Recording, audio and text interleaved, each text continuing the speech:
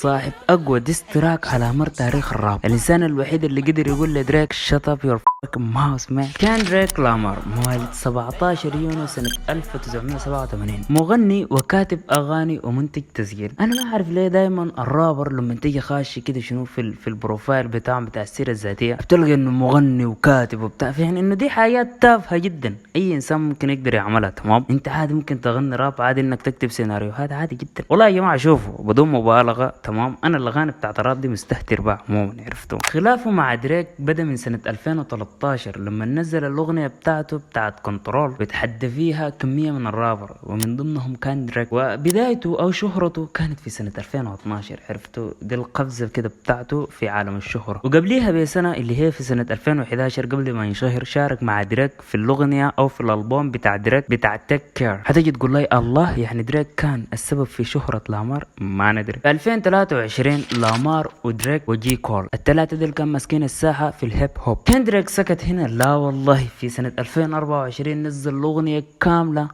فيها دريك وجي كول وقال شنو؟ انه انا افضل منهم، يعني انتوا ما من المفترض تتقارنوا معي، انا لامار يا بيبي. كيف يعني مجرد حثالة من الرابر يتقارنون بي؟